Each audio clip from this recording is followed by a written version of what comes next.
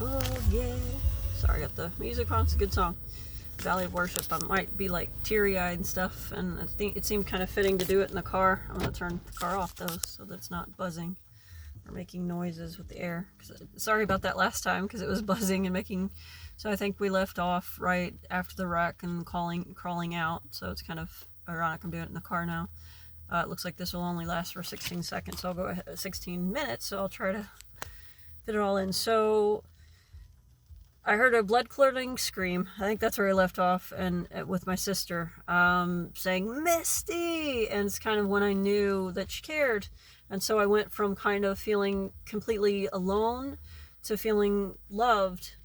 And I don't know what point, but I know the names of the angels that saved me. It's like it was whispered in my ears. It was Michael and Raphael, and something told me, a spirit, I guess. I don't know.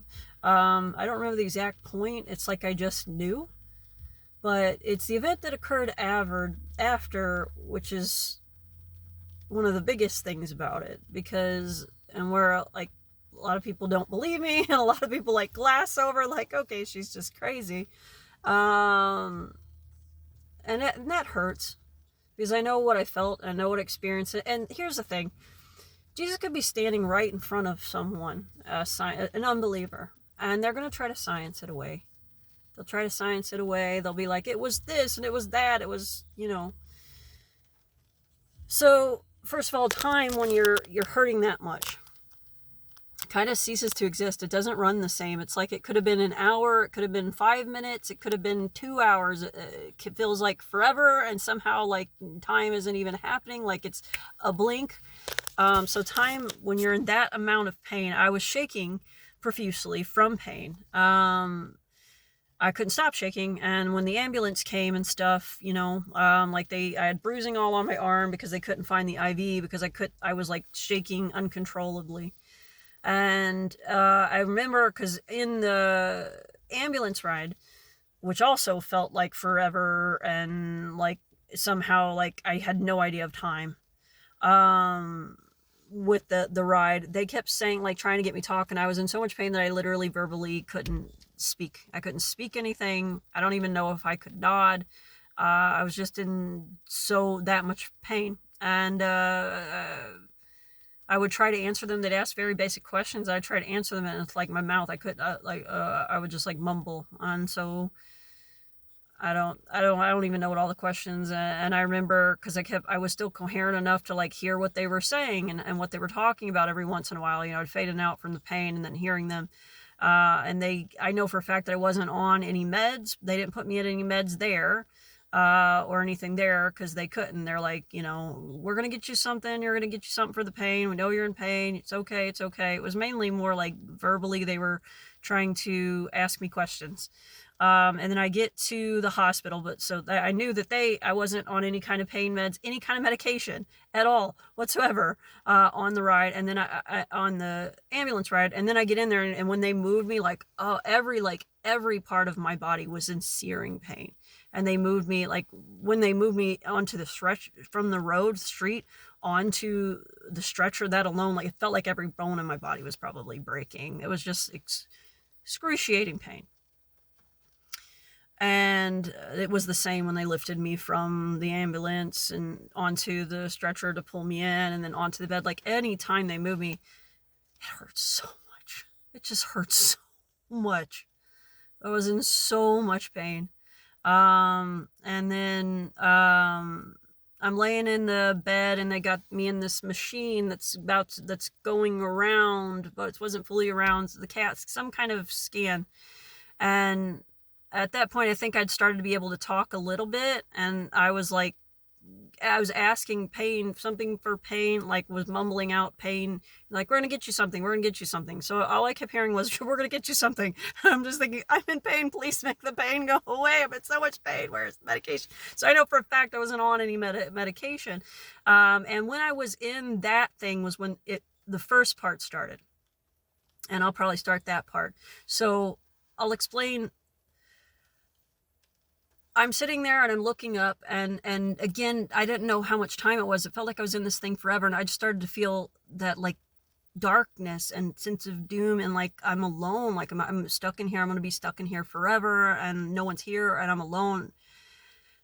And like all of a sudden I looked up, and there, you know how you like in school you have like those like holes on the tile, like holes, and it's like white, and then you got the little holes.